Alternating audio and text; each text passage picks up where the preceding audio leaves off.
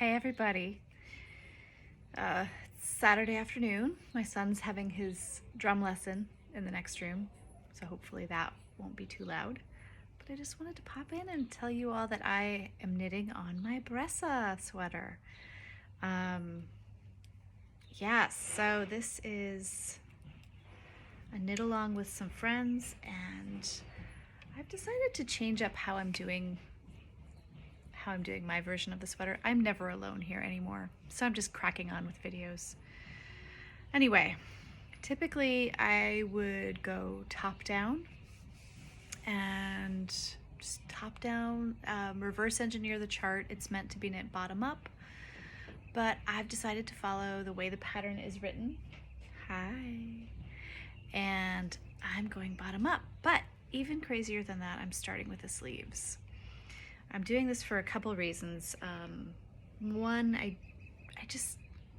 I'm already knitting the body of a sweater, which is the Midcoast by Jennifer Steingass. So I just wanted to be in a different place in the sweater. The second thing is that I wanted to do tubular finishes, and I find tubular cast-ons vastly easier than tubular bind-offs, where you end up grafting however many stitches you need to graft. But if it's a neckline or a waistline, that's a ton of stitches to graft, and I don't feel like doing that. So I really want really nice finishes. So again, I started with a sleeve. Oh, the other thing is that I don't want to knit the sleeves when the whole sweater is one piece. I'm just noticing oil stains. Oh well. So I've started with a sleeve. Just got I was using this needle for magic loop for the ribbing, and I've started knitting the first bit of the sleeve. So that's where the tubular cast on is done, so I need to sort of tidy up that edge by weaving in that end a bit better. But I'm really enjoying the knit. This is Bartlett Yarns. This is a cone I got at Maryland Sheep and Wool many years ago. I think Bartlett Yarns is in Maine, and I think it's mule spun. I think it's a spinning jenny, which is a woolen spinning style of equipment. Really liking it. I didn't think I would. I love it. I was thinking it has spinning oil on it. It might be challenging, but nope, it's pretty good. So yeah, I think that these were US 3s and these are US 4s. So the Brezza is out of this book, and I have my place marked, and I showed in my last vlog, just sort of getting the charts ready and that sort of thing, so I'm not going to show those, but there it is.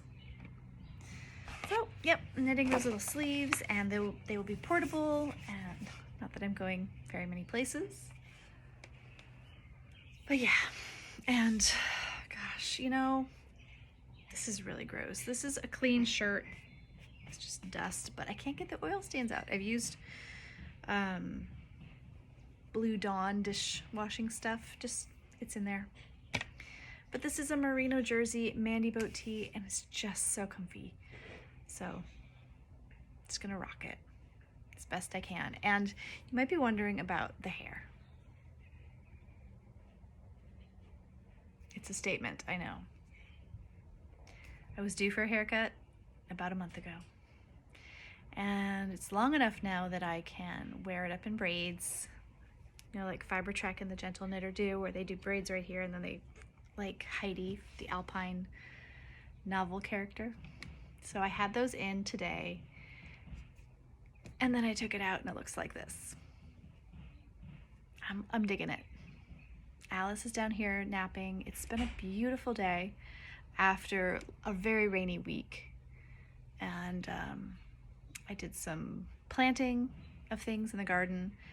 I've been doing a lot of cooking, a lot of work. I've started sewing for myself a little bit again. I'm having a hard time focusing on that though. I'm trying to make the Charlie caftan by Closet Case, and there's a front panel that is very challenging to sew correctly. I've done a muslin just to see how it looked oh goodness, I'm trying to get comfy in my chair, how it looked grading between sizes from the top to the bottom. And that part looks good. But I can see that I'm going to have to do that square panel by hand. Like baste it in by hand. Otherwise, it's not going to look good. There are 4 corners. It's like a welt pocket, but it's a panel. And it's not a pocket. Yeah. So I think I'm going to use, here's my coat is on a mannequin right here, you can't see, but I think I'm going to use some of the skills I worked on during all of the hand sewing for that garment to hopefully make this caftan look good. I really want the caftan.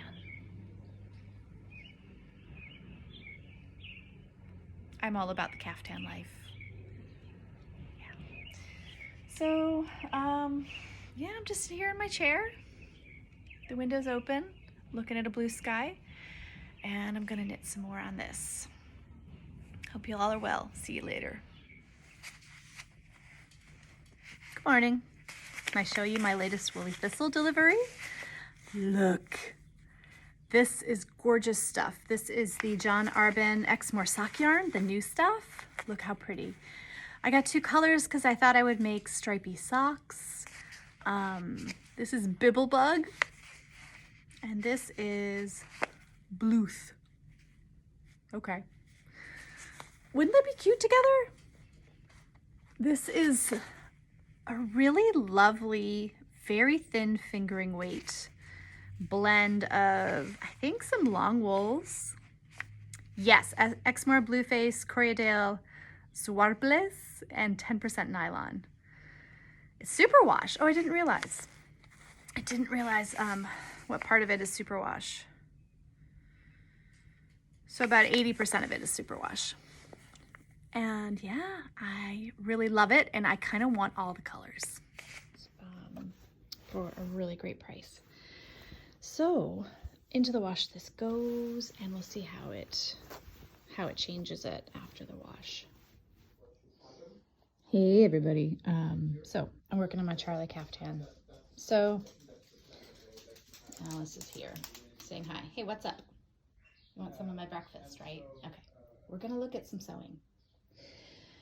Oh my goodness, this is the center panel of the Charlie caftan. It is one of the trickiest things to get accurate that I have ever sewn. I know that was a weird sentence. Alice, stop it. So I did a mock-up and I did some hand sewing. So what happens is that you have this sort of open piece here, and then you run some gathering stitches and gather it up. Then you actually put this on top, and you sew from dot to dot, from dot to dot, and then you sew from dot to dot and dot to dot. Oh my gosh. It's so easy. And oh, there are also ties in there. It's so easy to get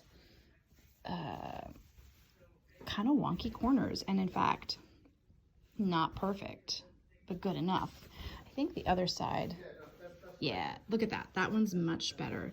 And it's just all precision about like how you are able to sew to those dots. And of course, I didn't line these up.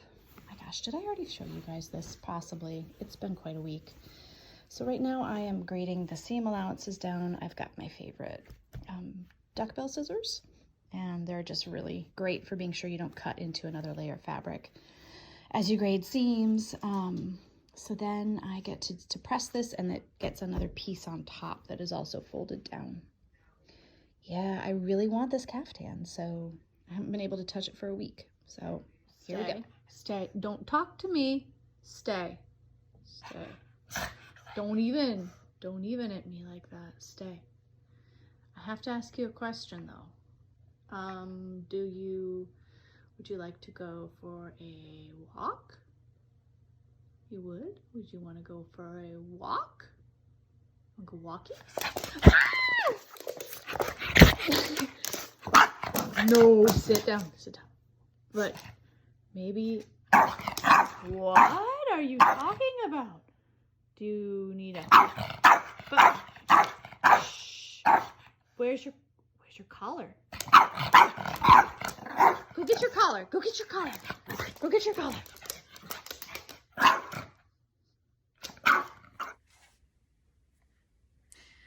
I haven't felt like doing Me Made May this month. The sewing challenge, showing whatever wardrobe challenge on Instagram, just because, for whatever reason, I have not. Mainly because I'm wearing sweatpants most of the time. But now that the weather's a bit better, I'm wearing my Charlie caftan. As well as, what else did I wear, Alice? Alice is down here. My Hannah wrap dress, which is lovely. This is my Blackwood cardigan from Helen's Closet, because it's still a bit chilly this morning. But yes, this is the caftan that I have been sewing. It's a linen tencel blend. It's lovely to wear.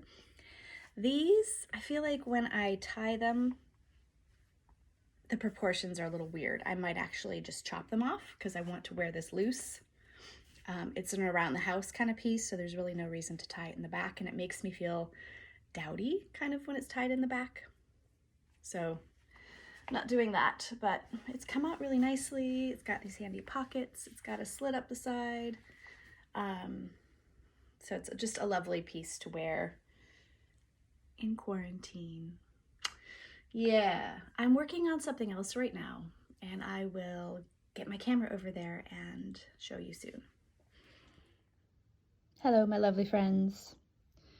I am making a version of the Wilder gown. This is a pattern I've had for several months, and I just think it is one of those things that on first glance, you might think, no, not for me. Then you start seeing versions out in the world, and I have to say, yes, this is for me. And the version I'm going to try first is going to be just a shirt version. So here are the line drawings. I'm going to be doing this one right here. Long sleeves, and you can see the fabric I'm using right here. So I'm going to make a size medium. This has a ton of ease, and I think it will just be lovely. And look at the fabric I'm using.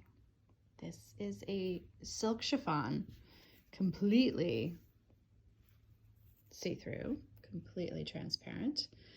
I got this at Fabric Mart in Sinking Spring, Pennsylvania, and it was on a bolt for, let's see, silks for $3 a yard. So I got just over 3 yards, and I think they gave me the last, it was the end of the bolt.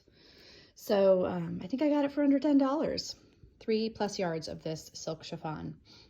Now it measured 42 inches wide. So it's definitely, probably, I'm guessing it's from India. I think, I don't know a lot about loom widths in different parts of the world, but definitely US looms are much wider than that. So look at that. Look at how it frays. It's not as tricky to sew with as I thought. And in fact, I've decided to do French seams because it's so sheer.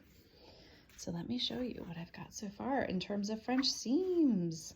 French seams confuse the heck out of me, and I'll do them wrong. But here's a great one. So it's a 5/8 seam allowance, so I'll stitch wrong sides together at 1/4 inch, and then flip them right sides together and do, is that right? And do 3/8 inch. And so here's the interior.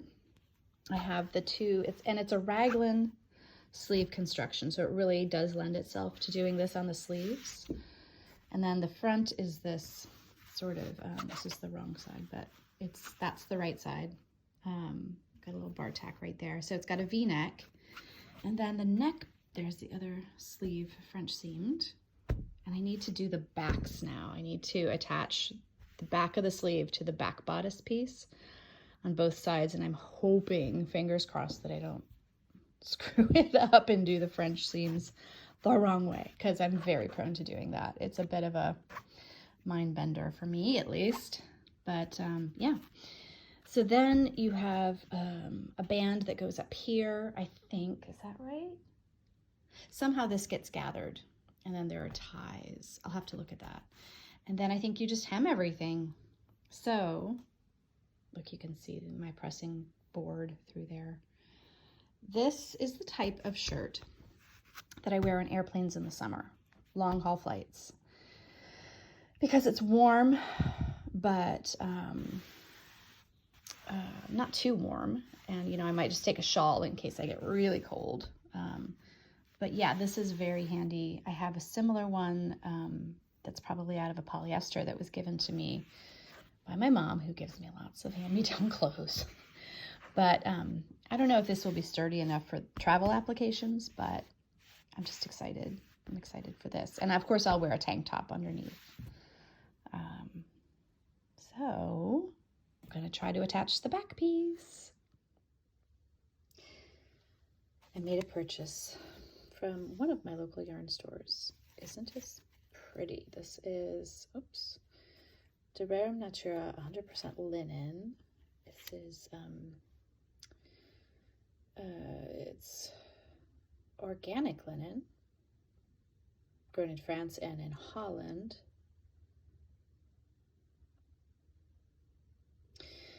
It's spun in Italy and it's dyed in France. Look how gorgeous that is. So this is prunelle, type of prune, like a sloe, S-L-O-E. And it is 260 meters of sport weight. It's shiny, it's gorgeous, I love it. I'm going to make a summer top of some sort. Good afternoon, good evening. It's 6 in the evening and I'm on my porch with the Brezza. I've started a sleeve and it's too big. And I haven't done it's not too big as it is, but if I do the increases as written, it'll be gigantic. Yeah, and if I don't do the increases as written, then it won't match up the color work chart as I get to the yoke. So I don't know what to do, so I'm doing another risky thing, which is casting on I-cord for the neckline, which is it's not how the pattern is written. But I really enjoyed the Best Beret, where the brim was I-cord and then you picked up in the I-cord and started knitting down. And there goes this, God, forget it. Hello, hello, hello. I want to show you progress on my Brezza sweater. So let me set this down here. This is a weird angle on me. I've separated for the sleeves. And I think the last time I talked about this, I was having issues figuring out how to proceed. Was I gonna go bottom up? Was I gonna go top down? I decided to go top down. So, yeah, I've just been trucking along on this, and here is a very lightly steamed yoke. I have run out of several colors. Oh my gosh, just looking at my hair. This is the real stuff. This is a full-on vlog with no makeup and bedhead. Anyway, yeah, so it's looking pretty good. I did run out of this color here, camel, and I substituted in Hebridean yarn from my Alice Starmore collection, and it's okay. It's not too bad, a substitution. It does have a lot more, here's the substituted yarn. So it's heathered, dyed in the wool. Let me see, do I have the one I'm replacing? Yeah, so here's the one I'm replacing. Yeah, so it's quite different, but it's working out. And I think it's gonna be okay. So I'm doing the last bit of the last body chart, and then I will have to make some decisions about the sleeves. Am I going to pick up and start knitting down? I will probably do that. Yeah, I'll probably do that. Which I'm not crazy about doing sleeves while they're attached to the body, but it's okay. Maybe I'll just leave the body on hold. That could work. So that's my Brezza. And oh, I did run out of paprika as well. So you can you see the difference there?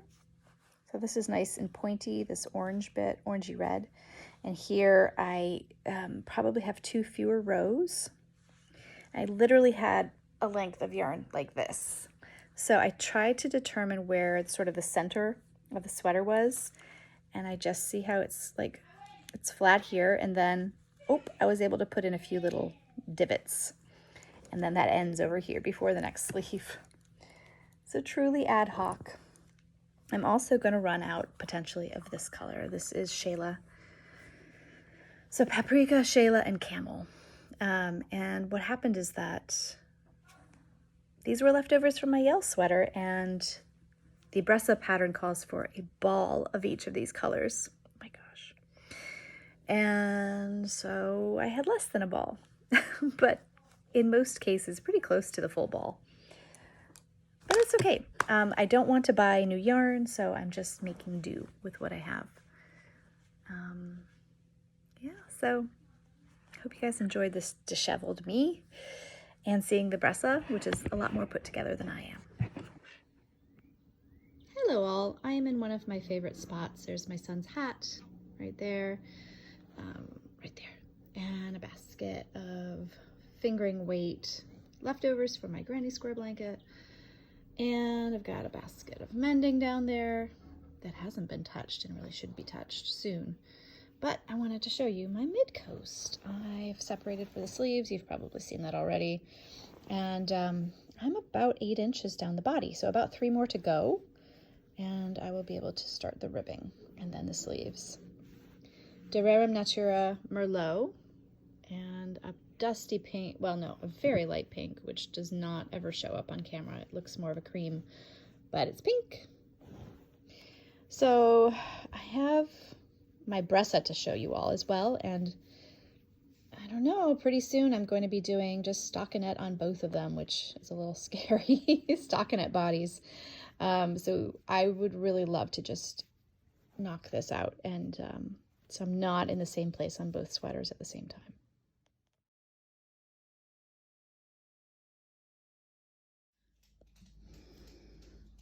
Here is my blouse. Isn't she beautiful? So, yeah, just gorgeous, transparent silk with all of her French seams. And her gathered neckline, which I like wearing like this, kind of open, like a pussy bow kind of effect. Yeah, she's very pretty. Okay, I'll show you my messy floor down there. So there's a French seam. There, every seam is a French seam in here. Quite proud of it, and I should probably show you the inside. So there is an issue though. It needs a press, but the issue is I should have graded out in the hips, and I did not. And here's the thing, a top like this, I'm gonna wear over a tank top anyway. I think I'm just gonna open up this center seam. It's all tacked down anyhow. And it'll be like a little sheer cardigan. So that's my plan. I did bar tack it, unfortunately, so I'm gonna have to be just super gentle. And I think it'll be quite nice. So it's not an issue when you make the dress that the hips aren't graded out, because it would stop right under your, like an empire waist, kind of under your bust. But the top, of course, goes down to your hips. So there she is. Isn't she pretty?